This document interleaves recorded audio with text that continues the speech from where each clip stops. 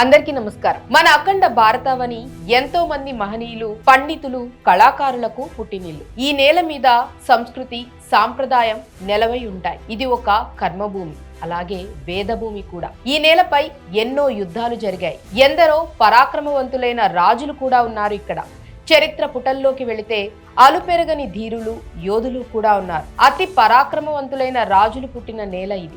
అటువంటి ఒక వీరుడు, హిందూ ధర్మ పరిరక్షకుడు, అతి పరాక్రమవంతుడి గురించి ఈ రోజు మనం మాట్లాడుకోబోతున్నాం. ఆయన పేరు వింటే ప్రతి హిందువు గర్విస్తాడు. తమ చెయ్యి గుండె మీద పెట్టుకొని జై భవానీ అంటారు. ఇప్పటికే మీకు అర్థమైపోయి ఉంటుంది ఎవరి గురించి మాట్లాడబోతున్నా. అవును, ఆయనే ఛత్రపతి శివాజీ మహారాజ్.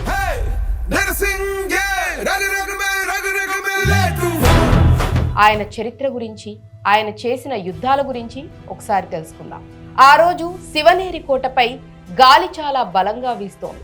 ఆ కోట గోడల మధ్య ఒక చిన్న బాలుడు నిలబడి దూరంగా చూస్తున్నాడు. అతని కళ్ళలో భయం లేదు, కానీ ఒక ప్రశ్న ఉంది. ఎందుకు మన ప్రజలు భయంతో జీవిస్తున్నారు అని. ప్రజల బాధ, అన్యాయం, అవమానం ఇవన్నీ చూస్తూ ఉన్నాడు ఆ బాలుడు. ఆ చిన్న బాలుడి పేరే శివాజీ. అతని దగ్గర అప్పుడు రాజ్యం లేదు, సైన్యం లేదు, శక్తి కూడా లేదు. కానీ అతనితో తన తల్లి ఉంది. ఆ తల్లి పేరు జీజాబాయ్. ప్రతి రాత్రి ఆమె తన కొడుక్కి రాముడు, అర్జునుడు, ధర్మం గురించి కథలు చెప్తూ ఉండేది. ఒకరోజు ఆమె అతని కళ్ళలోకి చూస్తూ చెప్పింది, ఈ నేల మనది, ఈ ప్రజలు మనవారు, వాళ్లను కాపాడేది నువ్వే. ఆ మాట శివాజీ గుండెల్లో ఒక అగ్నిలా మండింది. ఆ రోజు నుంచి అతను సాధారణ బాలుడు కాదు, ఒక లక్ష్యమున్న మనిషి అయ్యాడు. శివాజీ పెద్దవాడవుతున్న కొద్దీ అతని మనసులో ఒక సంకల్పం పెరిగింది. అతను తన చుట్టూ ఉన్న ప్రతి కోటను చూసి ఒక ప్రశ్న వేసుకున్నాడు. ఇవి శత్రువుల చేతిలో ఎందుకు ఉన్నాయి? అతను నిర్ణయించుకున్నాడప్పుడు, నేను ఇవన్నీ తిరిగి సాధిస్తాను. కేవలం 16 సంవత్సరాల వయసులో అతను తన జీవితాన్ని మార్చే నిర్ణయం తీసుకున్నాడు. టోర్నా కోటను స్వాధీనం చేసుకున్నాడు.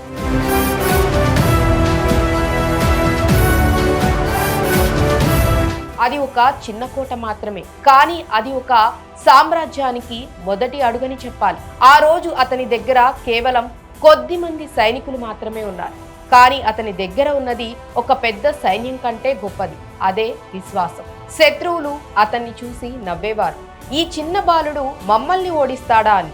కానీ వాళ్ళు ఒక విషయం అర్థం చేసుకోలేదు, శివాజీ యుద్ధం శక్తితో కాదు, తెలివితో చేస్తాడు అని. అడవుల్లో దాక్కొని రాత్రి సమయంలో దాడి చేసి మళ్లీ కనిపించకుండా వెళ్లిపోయేవాడు. శత్రువులు అతన్ని చూడలేకపోయేవారు, కానీ అతని భయాన్ని మాత్రం అనుభవించేవారు. ఒక్కో కోట అతని చేతిలోకి వచ్చింది, ఒక్కో విజయం అతని విశ్వాసాన్ని పెంచింది. ప్రజలు అతన్ని కేవలం ఒక యోధుడిగా కాదు, ఒక రక్షకుడిగా చూడటం ప్రారంభించారు. కానీ అతని జీవితంలో అత్యంత ప్రమాదకరమైన రోజు ఇంకా రాలేదు. అఫ్జల్ ఖాన్ అనే ఒక శక్తివంతమైన సైన్యాధిపతి అతన్ని చంపటానికి బయలుదేరాడు. అతను చాలా పెద్దవాడు, చాలా బలవంతుడు కూడా. అందరూ శివాజీకి చెప్పారు వెళ్ళొద్దు అని, ఇది ఒక ఉచ్చు అని కూడా చెప్పారు. కానీ శివాజీ వెళ్ళాడు.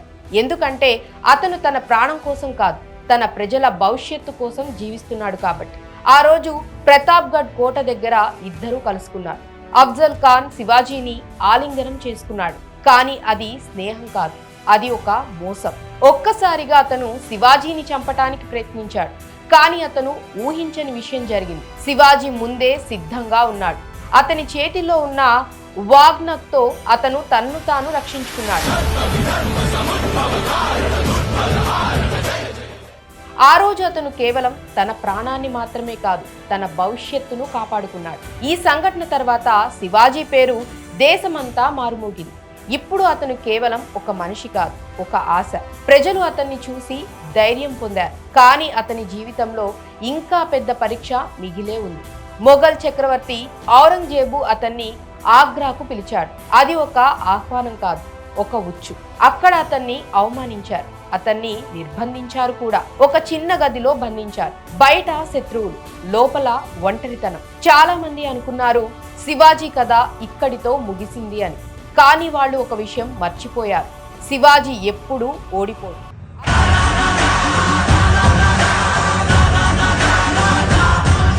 అతను అక్కడి నుంచి తప్పించుకోవటానికి తెలివిగా ఒక వ్యూహాన్ని పన్నాడు.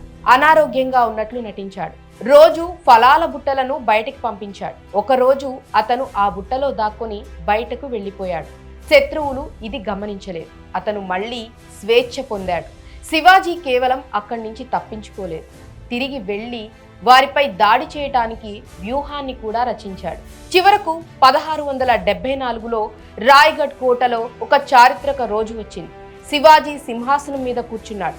అతని తలపై కిరీటం పెట్టారు. ప్రజలు ఆనందంతో కేకలు వేశారు. ఛత్రపతి శివాజీ మహారాజ్ కి జై.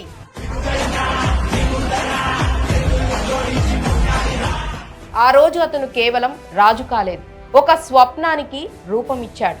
ఒక తల్లి కలను నిజం చేశాడు. కొన్ని కోట్ల మంది ప్రజల ఆశను సాకారం చేశాడు. అతను తన జీవితమంతా శక్తి కోసం కాకుండా ప్రజల కోసం జీవించాడు. శివాజీ కథ మనకు ఒక గొప్ప సత్యాన్ని చెబుతుంది. మీరు ఎక్కడ ప్రారంభించారో ముఖ్యం కాదు, మీరు ఎక్కడ ముగించాలనుకుంటున్నారో అదే ముఖ్యం.